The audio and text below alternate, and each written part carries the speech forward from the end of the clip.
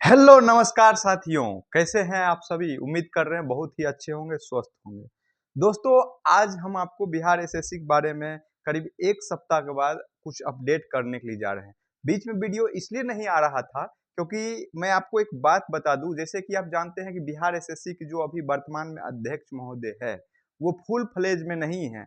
कहने का मतलब है कि उनको पूरी तरीके से कार्यभार सिर्फ बिहार एसएससी को नहीं दिया गया है, बल्कि और सारे डिपार्टमेंट को वो संभाल रहे हैं।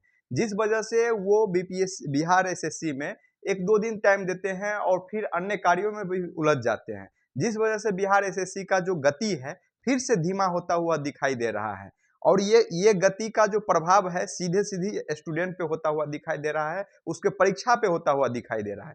चलिए इसी संदर्भ में हम जानने की कोशिश करते हैं कि जो अब नेक्स्ट प्लानिंग क्या है बिहार एसएससी का। तो आने वाले सप्ताह में आपको बिहार में जो राजस्व कर्मचारी का जो पोस्ट है उसको लेकर के सीट की संख्या जो 8050 के आसपास है वो बहाली आपको बहुत जल्द दिखाई देने को पड़ेगा, क्योंकि इसका सारा चीज नियमावली तैयार कर लिया गया है और ये सीजीएल 4 में भी ऐड हो सकता है। जी हाँ दोस्तों, तो आप इस बात को लेकर तैयार रहिए कि जो भी नए कैंडिडेट है वो सारा अपना डॉक्यूमेंट्स वगैरह बना लीजिए ताकि आपको हड़बड़ी का सामना नहीं करना पड़े। तो आप जो है इस मतलब एक जो न्यूज आपके लिए है वो है बिहार एसएससी जो राजस्व कर्मचारी का जो पोस्ट उनको भेजा गया था वो अब अंतिम पड़ाव में है और इस सप्ताह उसके लेकर के नोटिफिकेशन आ सकता है। पहला बात। और दूसरा बात बीएसओ एग्जाम को लेकर के, देखिए दोस्तों बीएसओ एग्जाम जो है अगस्त के लास्ट वीक में संभावित है। ये बात आपको बहुत पहले से बोला जा रहा है। संभावित है इसलिए बोला जा रहा है क्योंकि बिहार जो एसएससी है वो उसके अंदर जो भी चीजें चल रहा है वो कल लागू होगा या नहीं होगा इस बात की प्रमाणिकता कोई भी नहीं दे सकता। स्वयं अध्यक्ष महोदय भी नहीं दे सकते हैं। क्यों? क्योंकि इस आयोग को जानबूझ के लंगड़ा बनाया गया है। तो इसलिए आपको बिहार एसएससी की जो अंतर्गत बीएसओ की एग्जाम है ये अगस्त के लास्ट वीक में करवाने की पूरी संभावना है और इसके लेकर जो नोटिस जारी होगा ये जून के लास्ट सप्ताह में इसका नोटिस आपको दिखाई दे सकता है। अब बात करेंगे सीजीएल 4 जो है इसका एग्जाम कब होगा।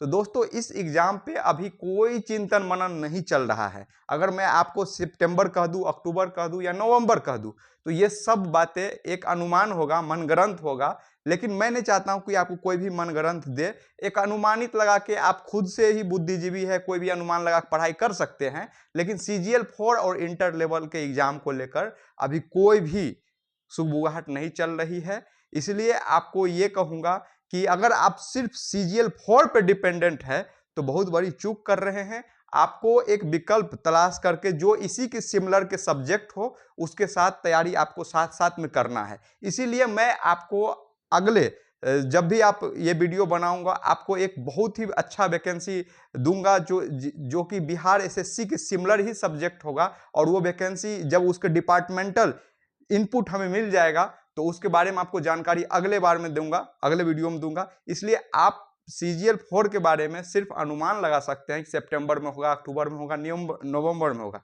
ये एक पजल जैसा हो सकता है, लेकिन सटीकता इसका अभी आयोग के पास भी नहीं है। इस पे सिर्फ एक बार बैठक हुई थी और वो बैठक पे एग्जाम के बारे में परिचर्चा हुआ था, लेकिन कंक्लूजन तक अभी नहीं पहुंच पाया है। और आपको बता दें कि इंटर लेवल का भी यही हाल है। इसलिए अगर देखा जाए तो बिहार एसएससी जो है इंटर लेवल और सीजीएल 4 को लेकर कोई भी अभी प्लानिंग नहीं कर रहा है। हालांकि एक सुखद बात यह है कि टेंडर की प्रक्रिया लगभग फाइनल हो गई है और जो 10% टेंडर की प्रक्रिया है वो बचा हुआ है। अगर ये भी पूर्ण हो जाता है तो ये मान के चलिए कोई भी कंपनी का टेंडर कर लेता है तो वो काम करने के लिए जो अपना जो मशीनरी होता है उसको लगाता है। इसलिए अगर टेंडर की प्रक्रिया जो थोड़ा सा बचा हुआ है अगर वो हो जाता है तो सीजीएल 4 भी अक्टूबर तक खींचा जाएगा।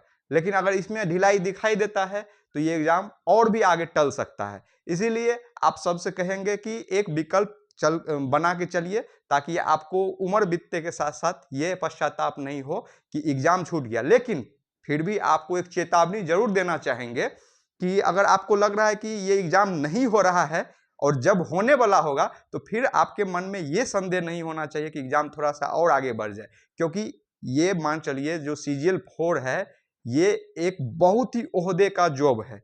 हमारे 2-3 दोस्त हैं जो सीजीएल 3 में पास किए थे वो भी जॉब कर रहे हैं, सैलरी भी अच्छी खासी है और रेपुटेशन भी अच्छा खासा है। इसीलिए इस एग्जाम में आपको जितना समय मिल रहा है अपने आप को दुरुस्त कीजिए, ना कि बहुत ज़्यादा एनालिसिस कीजिए कि एग्जाम होगा कब, एडमिट कब आएगा, इसका मतलब इसमें रिलैक्सेशन मिलेगा नहीं मिलेगा। अगर आप इन सब क्राइटेरिया में एक क्राइटेरिया में है कि आपने फॉर्म फिलअप कर दिया है, तो सिर्फ आपका जो विद्यार्थी धर्म है कि पढ़ाई निरंतरता के साथ रखिए। और मैं ये नहीं कहूँगा पेशेंस बना के रखिए, लेकिन ये बात जरूर है कि जब आपका एग्जाम होगा और उसमें आप एक भी कोई भी रैंक ले आते हैं तो आपका समझिए जीवन सफल हो जाएगा। इसीलिए जितना टाइम मिल रहा है आपके लिए गोल्डन समय है और इस बीच में तैयारी कीजिए। और लगता है कि बहुत ज़्यादा ये लगता है कि एग्जाम नहीं हो पा रहा है, इसमें विलंब हो रहा है, तो आपको अपने आप को मोटिवेशन बनाने के लिए कोई सेट लगाना चाहिए और उसमें आपको 115 से 20 क्वेश्चन सही हो रहा है, तब आप ये बात उंगली खड़ा करके कह सकते हैं कि एग्जाम क्यों नहीं हो रहा है। अगर आपको 90-95 सही हो रहा है, 100 सही हो रहा है, तब आपको ये बोलने का खुद से अधिकार नहीं है कि एग्जाम कब होगा। आपके मन में ये होना चाहिए थोड़ा और टाइम मिले तो प्रिपरेशन करूं, क्योंकि 115 से 20 तक कट ऑफ जाएगा। पॉजिटिवली मैं कह रहा हूं, निगेटिव काट के कह रहा हूं कि जिसका 115 से 20 क्वेश्चन सही होगा वही इस रण युद्ध में विजेता बनेंगे। फाइनली जनरल कैंडिडेट की बात कर रहा हूं, ओबीसी वगैरह 2 3 4 5 नंबर कम कर सकते हैं, लेकिन इस चीज को आपको डेली बेसिस पे करते रहना है ताकि आपका मोटिवेशन हर दिन बना रहे।